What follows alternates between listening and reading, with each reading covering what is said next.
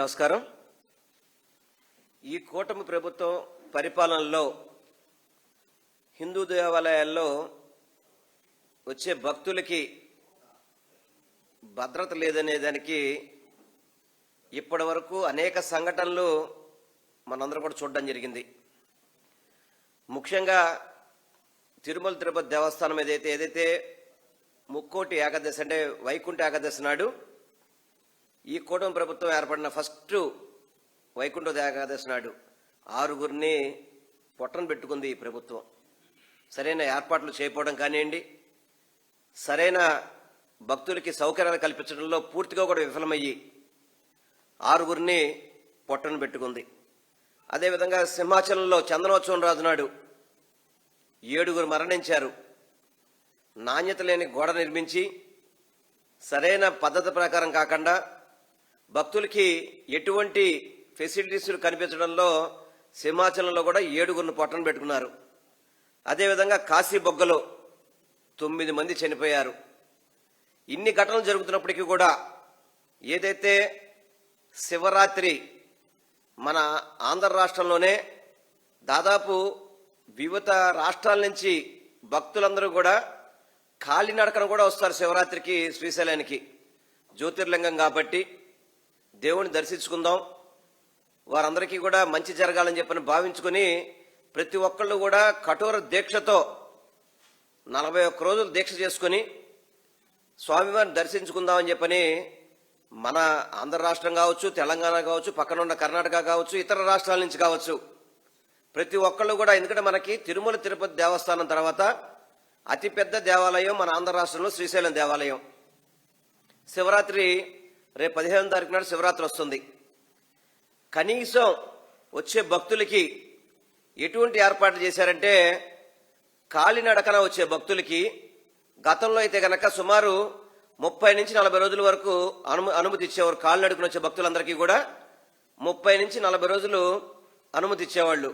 కానీ ఈ కూటమి ప్రభుత్వం వచ్చాక దాన్ని వారం రోజులకే పరిమితం చేసి భక్తులందరికీ కూడా కాలినడకన వెళ్లే అవకాశం లేకుండా చేసింది ఈ కూటమి ప్రభుత్వం. ఎందుకంటే చాలా మంది మాలేసుకొని విజయవాడ నుంచి కావచ్చు, లేకపోతే కర్నూలు నుంచి కావచ్చు, లేకపోతే హైదరాబాద్ నుంచి కావచ్చు, ఇతర రాష్ట్రాల నుంచి, కర్ణాటక నుంచి కావచ్చు, అనేక మంది భక్తులు కాలినడకన వస్తారు స్వామివారిని దర్శనం చేసుకుందామని చెప్పని. కాలినడకన వచ్చే భక్తులకు కూడా, స్వాములకు కూడా కనీసం సౌకర్యాలు ఏర్పాట్లు చేయలేని అసమర్థ ప్రభుత్వం ఏదో ఉందంటే కూటమి ప్రభుత్వం అని చెప్పి మీ అందరికీ కూడా తెలియపరుచుకుంటున్నాను.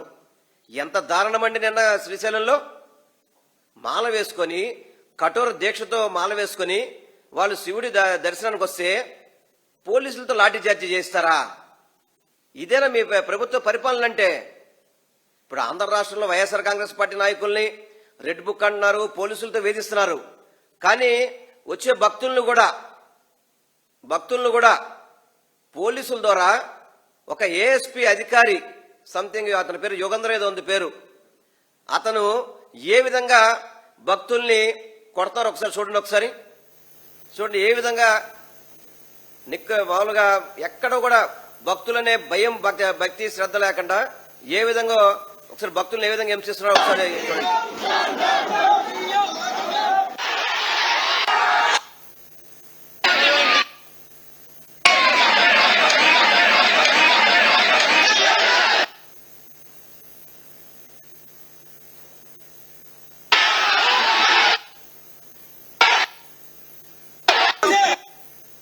ముఖ్యమంత్రి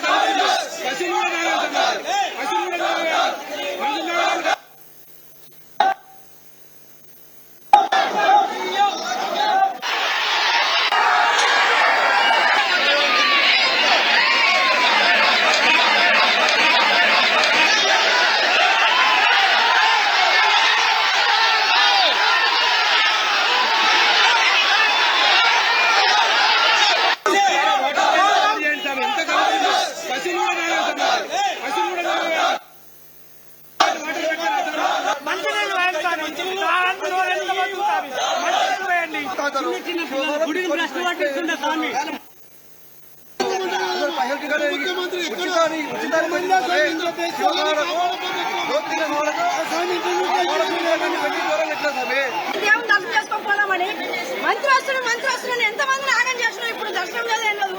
టికెట్ పెట్టుకొని ఎక్కడి నుంచో ఏ రోజు నుంచి వచ్చినాం హైదరాబాద్కి వెళ్ళి. మాకు ఆకలి లేదల్లా చిన్న చిన్న పిల్లలు పడిపోయినారు. నీకు దయచేసి లేకపోతే గుడి మూసా లేదని పేపర్లు వచ్చి పేపర్ కొట్టు ఎవరు రామగా శివరాత్రి అయిపోయిన వస్తాం. ముఖ్యమంత్రికి ఏం చెప్పదలుచుకున్నాం? నీకు ముఖ్యమంత్రి నీకు దండం నాయన. మరి మా సేవ మా పిల్లల బాధ మాది. ఇదంతా కోసం మొత్తం నీకు జరుగుతుంది. నువ్వు ఇట్లా చేస్తే మాత్రం ఏం పుణ్యం లేదు. చూశారు కదా, మహిళలు మాకు ఎటువంటి లోపల సౌకర్యాలు లేవు, చిన్నపిల్లలతో వచ్చాము, ఇబ్బంది పడుతున్న మహిళలు కావచ్చు, దివ్యాంగులు కావచ్చు, స్వామి భక్తులు శివస్వామిని ఏ విధంగా కొట్టారు చూడండి. పవన్ కళ్యాణ్ గారు, మీరు దీక్షలు వేసుకుంటారు కదా, శివస్వామిని ఏ విధంగా కొట్టిస్తారా మీరు? ఏ విధంగా కొట్టారు చూడండి. దుర్మార్గంగా ఎక్కడ ఆలోచన లేకుండా ఒక ఏఎస్పీ అధికారి ఆ విధమైన లాఠీ చేయడం మీరు అందరూ కూడా సమర్థిస్తున్నారా? కూటమిలో ఉన్న నాయకులు చంద్రబాబు గాని, మరి పవన్ కళ్యాణ్ గారు గాని, దేవాదాయ శాఖ మంత్రి గాని, లేకపోతే అన్నిటికీ పొడుగ్గానని చెప్పని జగన్మోహన్ రెడ్డి గారి మీద మాట్లాడుతాను పరిగెత్తుకుని వస్తుంది హోమ్ మినిస్టర్ గారు. అనిత గారు ఏం సమాధానం చెప్తారని మీరు పోలీసులను ఈ విధంగా లాఠీ చేయమని చెప్పి మీరు శ్రీశైలం భక్తులు రావద్దని చెప్తారా? ఇప్పటికే తిరుమల తిరుపతి దేవస్థానంలో మీరు చేసిన అపచారాలు కావచ్చు, మీరు చేసిన దుర్మార్గపు పాలన కావచ్చు, భక్తులు తిరుపతి రావాలంటే భయపడే పరిస్థితి. పోయిన ముక్కోటి ఏకాదశి అయితే భక్తులు లేక మీరు జనరల్ పబ్లిక్ కూడా వదిలిన పరిస్థితి మేము చూసాం. గతంలో మీరు చేసిన పరిపాలన కావచ్చు, మీరు చేసిన మిగతా ఫెసిలిటీస్ కావచ్చు, వీటన్నిటికీ ఏ విధంగా భక్తులు ఇబ్బంది పడతారనేది మొన్న ముక్కోటి ఏకాదశి నాడు జనాల్ని మీరు ఇచ్చిన జనాలు రాలేక పబ్లిక్ దర్శనం వదిలేరంటే తిరుమల పవిత్రని ఎంత దెబ్బతీశారో మీరు ఆలోచించుకోండి. ఆ తర్వాత మళ్ళీ ఇప్పుడు మల్లన్న స్వామిని కూడా వదలట్లేదు. తిరుమల తిరుపతి దేవస్థానం దగ్గర నుంచి మీ పాలిటిక్స్ మీ రాజకీయాలను కూడా మళ్ళీ శ్రీశైలానికి మళ్ళీ ఇప్పుడు శివరాత్రి అంటే సంవత్సరానికి వచ్చే శివరాత్రి పండగ. ప్రతి ఒక్కళ్ళు కూడా శివనామంతో మారుమోగే శ్రీశైలం అయ్యో బాబో మమ్మల్ని రక్షించండి అని చెప్పిన విధంగా మారుమోగుతుంది. మమ్మల్ని కాపాడండి, మాకు నీళ్లు కావాలి, ఎండలో మేము నడవలేకపోతున్నాం అని చెప్పని భక్తులు ఆవేదనతో మాట్లాడుతున్నారు. ఈరోజు ఓం నమశివాయ అని చెప్పే ప్రదేశంలో మాకు తాగడానికి నీరు ఇవ్వండి అయ్యా అని చెప్పని మాట్లాడే పరిస్థితి భక్తుల నుంచి మాట్లాడిస్తారంటే మీ పరిపాలన ఎలాగుంది చంద్రబాబు నాయుడు గారు? ఇదేనా మీ పరిపాలన? ఇదేనా మీరు హిందూ భక్తుల మీద చేసే పరిపాలన? ఇలాగే ఉంటుందా? ఈ విధంగా ఉంటుందా? మూర్ఖత్వంగా, కఠినత్వంగా లాఠీ చార్జీలు చేస్తూ ఏం భావనిస్తున్నారు మీరు? గతంలో మీరు కూడా కామెంట్ చేశారు, మాల వేసుకునేప్పుడు మీరు కక్ష సాధిస్తారు ప్రతి వాళ్ళని కూడా. మీరు మాల వేసుకున్నందువల్ల మాకు మద్యం విక్రయాలు తగ్గిపోయినాయని చెప్పని ఒక ముఖ్యమంత్రి స్థాయిలో ఉండి మాలాధరణ వేసుకున్న భక్తుల్ని అవమానించే విధంగా, అంటే మీ మద్యం విక్రయాల కోసం మాలలు వేసుకోవద్దా? జనాలు దేవుడిని కొలుసుకోవద్దా? దేవుడి దీక్షలు వేసుకోవద్దా? దేవుడి గుళ్ళకి వెళ్ళకూడదా? ఎంత దారుణం చంద్రబాబు నాయుడు గారు! మీరు హిందువు, మీరు చెప్తే మేము వినాలి. ఇటువంటి దుర్మార్గపు మాటలు మాట్లాడుతూ, ఇటువంటి దుర్మార్గపు పరిపాలన చేస్తూ ఇదే మీరు చేసేది. ఈ దేవాదాయ శాఖ మంత్రి ఏమైపోయాడు? స్థానిక ఎమ్మెల్యే ఒక అతను ఉంటాడు, కాంట్రాక్ట్ లో కమిషన్ తీసుకోవడం తప్ప భక్తులకి సౌకర్యాలు కల్పించడంలో పూర్తిగా కూడా వైఫల్యం చెందారు. పూర్తిగా కూడా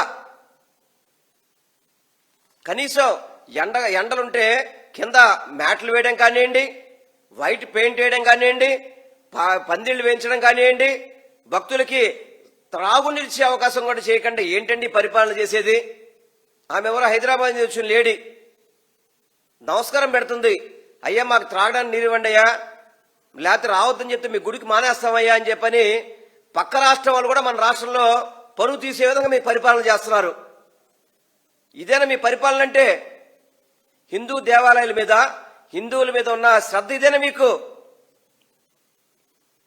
ఒక వ్యూహం ప్రకారమే తిరుమల తిరుపతి దేవస్థానం పవిత్రం దెబ్బతీశారు, మళ్ళీ శ్రీశైలానికి బిగించేశారు. సిగ్గు లేకుండా ఒక ముఖ్యమంత్రి అయ్యుండి చంద్రబాబు నాయుడు ఇటువంటి పరిపాలన చేస్తుంటే చాలా బాధేస్తుంది, చాలా బాధేస్తుంది. నేను ఒక్కటే చెప్తున్నా హోమ్ మినిస్టర్ గారికి, అమ్మా మీ ఏఎస్పీ గారు లాఠీ చార్జ్ చేస్తారు కదా, ఏం యాక్షన్ తీసుకున్నారు? మీరు చెప్పడానికి చాలా నీతులు చెప్తారు బయట కూర్చొని, టీచర్ అమ్మలాగా మాత్రం బాగా నీతులు చెప్తారు. ఎవరైతే ఇన్స్టిట్యూషన్లో మీ వ్యవస్థలో ఎవరన్నా తప్పు చేస్తే వ్యవస్థ పైన అధికారిని సస్పెండ్ చేయాలి కదా అంటారు. ఈ రోజు మీ ఏఎస్పీ చేసిన పనికి మిమ్మల్ని బర్తరఫ్ చేయాలని చెప్పి నేను డిమాండ్ చేస్తున్నాను. నిజంగా చెప్పాలంటే బాధ్యత వహిస్తూ, ఈ తప్పుకు బాధ్యత వహిస్తూ, నైతిక బాధ్యత వహిస్తూ హోమ్ మినిస్టర్ రాజీనామా చేయాలి. లేని పక్షంలో ఈ ప్రభుత్వం కూడా బర్తరఫ్ చేయాలి. నేను పవన్ కళ్యాణ్ గారు కూడా సూటిగా ప్రశ్నిస్తున్నా. శ్రీశైలం అంతా కూడా అటవీ శాఖ, అటవీ భూముల చుట్టూ ఉంటాయి. మీరు కనీసం మీ అటవీ శాఖ అధికారులకైనా సరే ఏర్పాట్లు చేయాలని చెప్పని ఆదేశాలు ఇచ్చే పరిస్థితి లేదా? అంటే శ్రీశైలంలో మీకు అటవీ శాఖ పరిధి ఉందని మీకు ఐడియా ఉందా? అసలు మీ శాఖ మీద మీకు గ్రిప్ ఉందా? మీరు అటవీ శాఖలో ఏమైనా మీరు ఏర్పాట్లు చేశారా? ఏం ఏర్పాట్లు చేశారంటే గతంలో 30 నుంచి 40 రోజులు నడిచే పాదయాత్రని 8 రోజులు కుదించడం, ఇది పవన్ కళ్యాణ్ గారు చేసిన ఏర్పాట్లు. అంటే హిందూ భక్తులు ఎక్కువ రోజులు నడవకూడదా? ఇదివరకు 30 రోజులు 40 రోజులు నడిచే వాళ్ళు 8 రోజులు పెట్టినప్పుడు భక్తులు పెరుగుతారన్న సంగతి మీకు తెలీదా? అన్ని సేవలు రద్దు చేశారు. పల్లకి సేవ అని, కళ్యాణోత్సవాలు అని చెప్పి అన్ని సేవలు రద్దు చేశారు. అయినా కానీ భక్తులకు సౌకర్యం కల్పించే పరిస్థితి లేదు. మీరు చెప్తారు ఏ టెక్నాలజీ అని చెప్పని, లేకపోతే మేము ఆన్లైన్లో మేము ఇచ్చేస్తున్నాం అని చెప్పని అనేక డబ్బాలు కొడతారు కదా. మరి ఆ డబ్బాలన్నీ ఏమైపోయినాయి? ఈరోజు ఆ డబ్బాలు ఏమైపోయినాయి? పవన్ కళ్యాణ్ గారు కూడా అది నేను సూటిగా ప్రశ్నిస్తున్నా. మీకు బాధ్యత లేదా? ఈ 30-40 రోజుల నుంచి కుదించిన, వారం రోజులు కుదించినందుకు మీరేం సమాధానం చెప్తారు? అది అటవీ శాఖ పరిధిలో ఉంటుంది. నిన్న ఒక అధికారులు సమన్వయ లోపం, పోలీసులకి, ఎండోమెంట్ డిపార్ట్మెంట్కి, అటవీ శాఖకి, రెవెన్యూలకి ఎక్కడ కూడా సమన్వయం లేదు. ఏ ఒక్కరికి కూడా సమన్వయం లేకపోతే ఇటువంటి ఘటనలు జరుగుతున్నాయి. వీటి మీద మీరు ఎవరు నోరెత్తరే? మాట్లాడితే కలవని జంతుకోవని కలిసినట్టు మీరు షో చేయడం, పబ్లిసిటీ చేయడం తప్ప భక్తులకి సౌకర్యాలు కల్పించడంలో పూర్తిగా కూడా ఏ పండగ వచ్చినా గానీ భక్తుల మీద దాడులు, భక్తులు చనిపోవడం ఈ కూటమి ప్రభుత్వానికి ఆనవాయితీగా అయిపోయింది. ఇది కూటమి ప్రభుత్వానికి ఆనవాయితీ అయిపోయింది. ఏ పండగ వచ్చినా గానీ ఆ ఊరు గుడికి వెళ్లాలంటే హిందువులు భక్తులందరూ కూడా ఈరోజు భయపడే పరిస్థితికి ఈ దిక్కుమాలిన పరిపాలన చేస్తుంది కూటమి ప్రభుత్వం. అందుకే చెప్తున్నా, కూటమి ప్రభుత్వం హిందువులకి ద్రోహిగా మిగిలిపోతుంది. హిందువుల ద్రోహి ఎవరున్నారంటే చంద్రబాబు నాయుడు, పవన్ కళ్యాణ్, కూటమిలో ఉన్న ప్రతి ఒక్క నాయకుడు కూడా హిందువుల ద్రోహిగా మిగిలిపోతారని చెప్పిన కూడా మీ అందరికీ తెలియపరచుకుంటూ, ఎప్పటికైనా కానీ శ్రీశైలం రేపు 15వ తారీఖు శివరాత్రి ఏర్పాట్లలో చాలా జాగ్రత్తగా ప్రతి ఒక్కరికి కూడా భక్తులకు దర్శనం చేయించే విధంగా ఓన్లీ విఐపీల కోసమే దర్శనం కాకుండా, నిందాక మరి లేడీ చెప్తున్న దాంట్లో విన్నాను, మంత్రులు వస్తారని చెప్పని గంట తరపు ఆపేశారని చెప్పని. ఎంతవరకు సమంజసం సార్ ఇది? అంటే సామాన్యుల భక్తులను ఇబ్బంది పెట్టి విఐపీలకి, ప్రోటోకాల్కి అందరికీ మీరు ఎక్కువ ప్రయారిటీ ఇస్తారా? సామాన్య భక్తులకు దర్శనం అవకాశం లేదా? దేవుని చూసే అవకాశం లేదా? శ్రీశైలం మల్లన్న చూసే అవకాశం వాళ్ళకి కల్పించరా మీరు?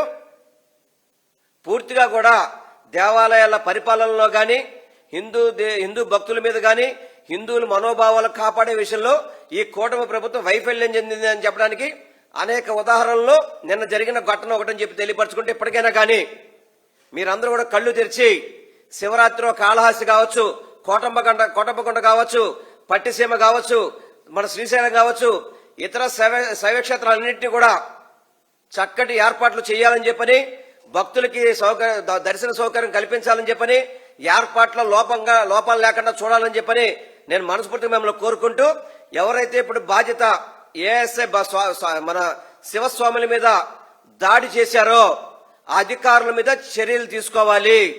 నైతిక బాధ్యత వహిస్తూ హోమ్ మినిస్టర్ వాళ్ళ శాఖలో జరిగిన తప్పు కాబట్టి ఆమె నైతికంగా రాజీనామా చేయాలి, లేకపోతే కనుక ప్రభుత్వం బర్తరఫ్ చేయాలని చెప్పి నేను డిమాండ్ చేస్తున్నాను.